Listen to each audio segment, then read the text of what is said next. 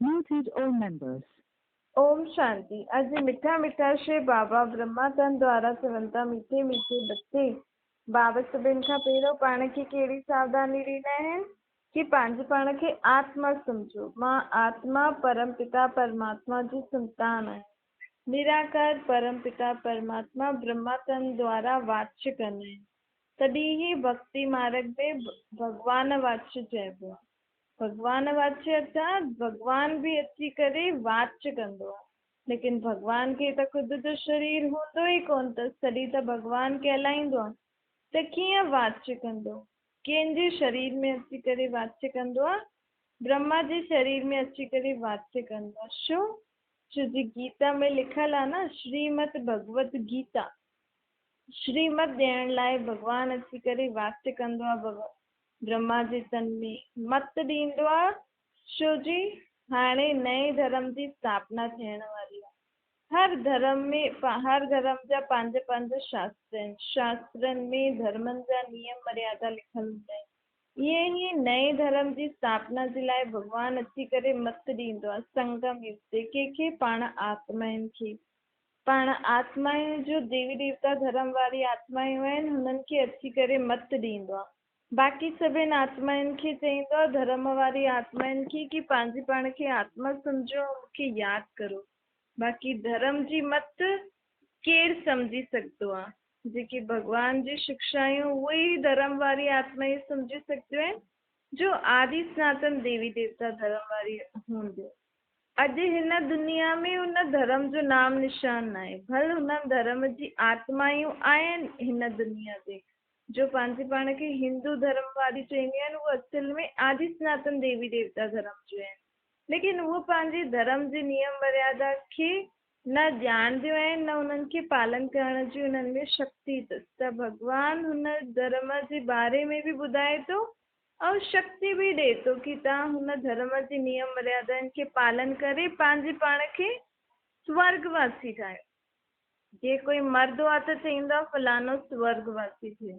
हिन जो मतिलबु पहिरियों उहो कहिड़ी दुनिया में हुयो? नर्क में हुयो न। पर पाण चऊं कि तव्हां नर्क में आहियो, कहिड़े बि वॾे करोड़पति खे चओ कि तव्हां त नर्क में आहियो, छो जी तव्हांजे घर हाणे जे शरीर छॾियो त तव्हां लिखियो असांजो इहो फलानो स्वर्गवासी थी वियो, त तव्हां नर्क में आहियो। त चईंदो न, असांखे त वॾा महल आहिनि, वॾियूं वॾियूं कारियूं आहिनि, असांजे लाइ त हिते ई स्वर्ग आहे। त छो लिखो था कि जॾहिं कोई शरीर छॾे थो कि फलानो स्वर्गवासी थियो? स्वर्गवासी थियो मतिलबु उहो नर्क में हुयो न। इहे बि माण्हू न मञंदा आहिनि, सोचंदा आहिनि जेका वॾा माण्हू आहिनि उहे स्वर्ग में आहिनि, नंढा ग़रीब नर्क में आहिनि। लेकिन परमात्मा बाप चए थो स्वर्ग बि हिते ई हुयो, हाणे न आहे। हाणे हिन दुनिया में नर्क आहे। तव्हां सभी हाणे नर्कवासी आहियो। कोई बि नर्कवासी शरीर छॾंदो त स्वर्ग में न वञी सघंदो। स्वर्ग में वञण लाइ बि पाण खे आत्मा खे लाइक़ु ठहिणो पवंदो, हुनखे पढ़ाई आदि पढ़णी पवंदी आहे, पंहिंजे पाण खे स्वर्ग में वञण जे लाइक़ु ठाहिणो पवंदो आहे। कोई बि कलयुगी पतित आत्मा, विकारी आत्मा अॼु शरीर छॾे थी, भले केतिरो बि दान पुण्य कंदो हुजे, केतिरो बि वॾो वॾो कमु कंदो हुजे, लेकिन विकारी त आहे न। काम क्रोध लोभ मोह अहंकार त संस्कार अथसि न हुन आत्मा में। त उहा आत्मा शरीर छॾंदी त पोइ सतयुग में कीअं वेंदी? सतयुग जा नियम मर्यादा त कंहिंखे पतो ई न आहिनि। सतयुग जी दुनिया में छा थींदो आहे, कंहिंजो राज्य हूंदो आहे। ऐं सतयुग में त तॾहिं वेंदो जॾहिं हिन ई सृष्टि ते स्वर्ग थींदो, तॾहिं त सतयुग स्वर्ग में वञी सघंदो आहे न। जॾहिं भॻवानु अचे, भॻवानु पाण खे हुन स्वर्ग में वञण जे लाइ लाइक़ु ठाहिण लाइ शिक्षायूं ॾे, पाण हुन शिक्षाउनि खे धारण करे पंहिंजे पाण खे लाइक़ु ठाहींदासीं, तॾहिं पाण स्वर्ग में वञी सघंदा आहियूं। स्वर्ग में कोई ईअं ई न वञी सघंदो आहे। ॾिसो सन्यासी त इहे ई न ॼाणंदा आहिनि कि स्वर्ग में प्रवृत्ति मार्ग हूंदो आहे, त उहो त बिल्कुलु बि न वञी सघंदा आहिनि। हुननि जो धर्म त आहे ई द्वापर युग जो। हुननि जा त संस्कार ई आहिनि, घर बार छॾे करे भॻवान खे यादि करणु, जंगलनि में तपस्या करणु। लेकिन स्वर्ग में त प्रवृत्ति मार्ग हूंदो, पवित्र प्रवृत्ति मार्ग। तॾहिं त विष्णु चतुर्भुज ॾेखारींदा आहिनि। विष्णु चतुर्भुज अर्थात लक्ष्मी नारायण जो कंबाइन रूप। हुते भी घर गृहस्थी थींदी, लेकिन पवित्र गृहस्थ आश्रम थींदो। त सन्यासी भी स्वर्ग में वञण जे लाइ पाण खे शिक्षायूं न ॾेई सघंदा आहिनि। उहो त जॾहिं शरीर छॾंदा आहिनि त चईंदा आहिनि फलानो ज्योति ज्योत में समाइजियो, मोक्ष खे प्राप्त कई, मुक्ति थी वियसि। लेकिन परमात्मा बाप चईंदा आहिनि ॾिसो इहो बि फ़र्क़ु ॾिसो, कोई सन्यासी गुरु पंडित आदि शरीर छोड़े थो त चए थो आत्मा ज्योति ज्योत में समाइजी वई, परम धाम में हली वई, शांति खे प्राप्त कई, मुक्ति खे मोक्ष खे प्राप्त कई। ऐं इहो ई कोई दुनियादारी वारो शरीर थो छॾे थो चवनि था स्वर्गवासी थियो। स्वर्गवासी थियण लाइ मां तव्हांखे हाणे शिक्षा थो ॾियां।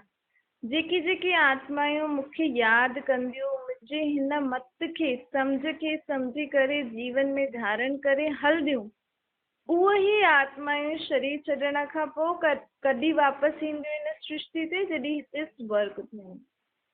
त स्वर्गवासी थियण लाइ बि पाण खे पढ़ाई पढ़णी पवंदी आहे। केरु पढ़ाईंदो? स्वर्ग जो स्थापन करण वारो बाप। जेको स्वर्ग स्थापन कंदो उहो ई ॿुधाए सघंदो आहे न कि मुंहिंजी दुनिया में वञण लाइ तव्हांखे पंहिंजो संस्कार सुभाउ कीअं करणा पवंदा, कीअं तव्हांजी उथणी वेहणी खाइणी पीअणी हुजे। तॾहिं त उहो पाण खे पास ॾींदो न कि हा भई तव्हां स्वर्ग में वञी सघंदा आहियो। बिना परमात्मा बाप जे पास प्राप्त थी, पास मतिलबु एंट्री पास, स्वर्ग में वञण जे लाइ बि एंट्री पास खपे पाण खे। जेसि ताईं परमात्मा खे न पहचानंदव, परमात्मा जे ज्ञान खे ॿुधी करे जीवन में धारण करे न हलंदव, पंहिंजे पाण खे पावन न ठाहींदव, दैवी गुणनि जी धारणा न कंदव, तेसि ताईं तव्हां स्वर्ग में वञी न सघंदव। ॾिसो परमात्मा चए थो अहिड़ो कोई स्कूल कॉलेज आहे दुनिया में जो तव्हांखे स्वर्ग वञण जे लाइ पढ़ाई पढ़ाए। देवी देवता डिग्री प्राप्त करण लाइ पाण हिते पढ़ाई था कनि, ऐं पढ़ाइण वारो टीचर बि निराकार, जेको अखियुनि खां नज़र नथो अचे, ऐं पढ़ण वारी आत्मायूं बि निराकार, जो अखियुनि खां नज़र नथियूं अचनि। त इहो आहे विचित्र कॉलेज, विचित्र पाठशाला, विचित्र स्कूल चओ, जाते निराकार बाप पंहिंजी निराकारी आत्माउनि खे स्वर्गवासी थियण लाइ पढ़ाई पढ़ाईंदो आहे। आत्माउनि खे ज्ञान जो सनानु कराईंदो आहे। ज्ञान ऐं योग परमात्मा पंहिंजी शक्तियूं आत्मा खे ॾींदो आहे, पंहिंजी ज्ञान पंहिंजी सम्झ आत्माउनि खे ॾींदो आहे। त हिकु तरीक़े सां आत्मा ज्ञान ऐं परमात्मा जी यादि जी शक्ति सां सनानु थी करे।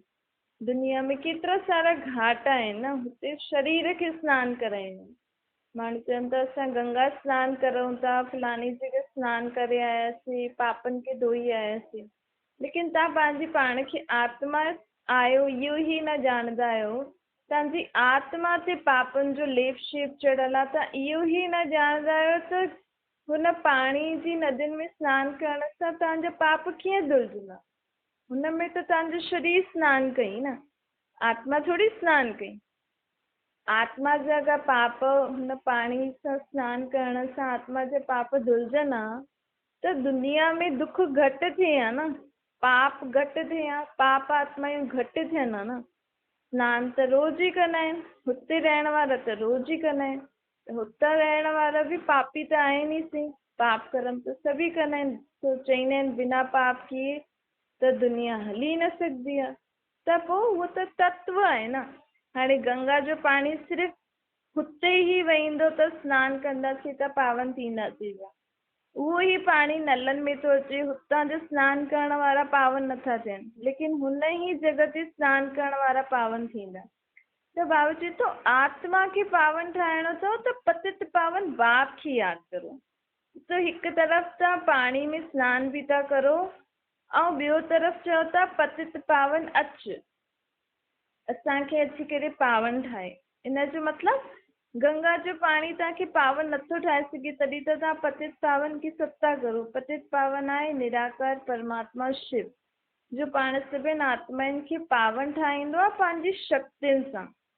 आत्मा जो नज़र नथी अचे हुनखे बि पावन ठाहिण लाइ, हुनखे बि शक्तिशाली ठाहिण लाइ कंहिंजी ज़रूरत आहे?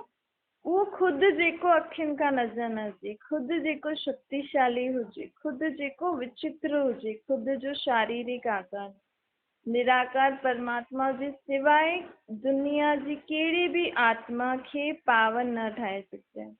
विश्व जी सर्व आत्मायूं हुन परमात्मा खे अलॻि अलॻि नाम सां यादि कंदा आहिनि। साधु संत सन्यासी आदि बि कंहिंजे त तप में वेहींदा आहिनि, कंहिंजी त तपस्या कंदा ई आहिनि। हुननि खे शक्ति किथां ईंदी आहे? हिन जो मतिलबु हुननि खां बि वॾो कोई और आहे। गीता में लिखियलु आहे न कि हिन साधु संत विद्वान पंडित आदि जो बि उद्धार करण वारो उहो हिकु परमात्मा आहे। पहिरियों पाण भॻवान खां शक्ति देवी देवताउनि जे ज़रिए गुरु संत आदि ॿिए कंहिंजे ज़रिए पाण भॻवान खां शक्ति वठंदा हुआसीं। लेकिन हाणे परमात्मा बाप चए थो कि हाणे मां सृष्टि ते आयो आहियां न, तव्हांखे पंहिंजी पहचान ॾिनी आहे। घर वेठे तव्हांखे मुंहिंजी पहचान मिली अथव त तव्हां घर वेठे ई मूंखे निराकार रूप में यादि करो त तव्हांखे हेॾे होॾे भटकण जी ज़रूरत न आहे। बाबा चवनि था कि तव्हां द्वापर युग खां केॾा भटके आहियो न, कॾहिं हिन मंदरु, कॾहिं हिन गुरुद्वारे, कॾहिं हेॾे तीर्थ आदि करण, कॾहिं इहा यात्रा, कॾहिं इहो पाठ, कॾहिं इहो व्रत। छो जी मन खे शांती खपे, जीवन में सुख खपे, कोई न कोई आश मन में रहंदी आहे, कंहिंखे भॻवान जी प्राप्ति खपे कि असांखे भॻवान जे बारे में ॼाणो आहे, इन करे भक्ति कंदा आहिनि। कोई छाजे लाइ, कोई छाजे लाइ, कोई साक्षात्कार थिए असांखे। भक्तनि जी अलॻि अलॻि मन जी इच्छाएं थींदियूं आहिनि, हिन करे उहो अलॻि अलॻि जॻह ते वञी करे पंहिंजी मन जी इच्छा पूरी करण लाइ कुझु न कुझु कंदी रहंदी आहे। त बाबा हिनखे चए थो भटकण। पंहिंजी आत्मा भटके बि न शरीर द्वारा। छो पाण हेॾी परे परे वञूं था? भल उते बारिश हुजे, तूफ़ान हुजे, केतिरी बि तकलीफ़ हुजे, लेकिन त बि एॾो वञूं था शरीर खे तकलीफ़ ॾेई करे। केरु वेंदी हुई? आत्मा। आत्मा पंहिंजे शरीर खे जानबूझ के वठी करे वेंदी हुई, अॼु हेॾे अॼु होॾे। छो जी आत्मा खे सुख शांति खपे न। छो जी आत्मा ख़ुदि खे भुलिजी पंहिंजे बाप खे भुलिजी, त हुनखे कहिड़े न कहिड़ी रीति सुख शांति जी प्राप्ति करणी हुई। लेकिन हाणे परमात्मा बाप चए थो तव्हां एॾो भटके आहियो न, हाणे तव्हांजी भक्ति जो फल मां तव्हांखे ॾियणु आहियो। हाणे दर दर भटकण बंदि करो, पंहिंजे पाण खे आत्मा सम्झो कि मां आत्मा आहियां, मां आत्मा ई सुख दुख भोगदी आहियां, मां आत्मा ई पावन हुयमि, हाणे पतित थी आहियां। त परमात्मा खे यादि करे, पंहिंजे बाप खे यादि करे, पंहिंजे सर्व विकर्म खे, पंहिंजे सर्व विकारनि खे, बुरा स्वभाव संस्कार आदि जेका बि तव्हां में अथव, उहो सभु मुंहिंजी यादि जी शक्ति सां तव्हां भस्म करे सघंदा आहियो। त सचो सचो तव्हांखे हाणे होली जो त्योहार मल्हाइणो अथव। दुनिया में त माण्हू होली कीअं मल्हाईंदा आहिनि? धूल रंग आदि हणंदा आहिनि, हुन खां पहिरियों जलाईंदा आहिनि, पोइ ॿिए ॾींहुं रंग हणंदा आहिनि, पोइ मिलन मल्हाईंदा आहिनि, मिठो खाईंदा आहिनि। हाणे पाण खे परमात्मा चए थो मां तव्हां सां सची सची होली खेॾणु आहियां। मूंखे यादि करे तव्हां पंहिंजी पुराणे जीवन जी, छो जी हाणे पाण खे परमात्मा जी पहचान मिली आहे न, मां आत्मा आहियां, इहा आत्मा खे पहचान मिली मतिलबु नयो जीवन मिली। त पंहिंजो इहो नयो जीवन में पाण पंहिंजे परमात्मा बाप खे यादि करे पुराणे अर्थात पहिरों वारे जॾहिं असांखे स्मृति न हुई, हुन वारे जीवन में जो बि अहिड़ी कोई ॻाल्हि थी, जो बि विकार हुया, जो बि बुराइयूं हुयूं, जो बि उल्टा सुल्टा स्वभाव संस्कार हुया, या अहिड़ी कोई बि व्यर्थ ॻाल्हि जेकी हूंदी, हुननि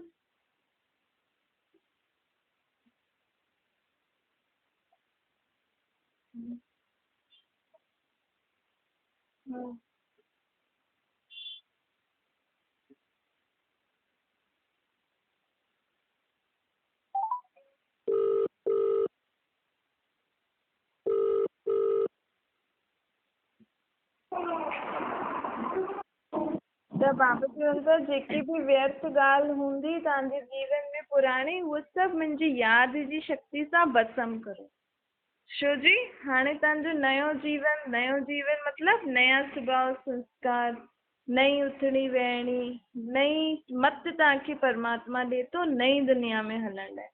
त हुन खां पहिरियों पाण खे पुराणो सभु कुझु बाप जी यादि में भस्म करिणो आहे न।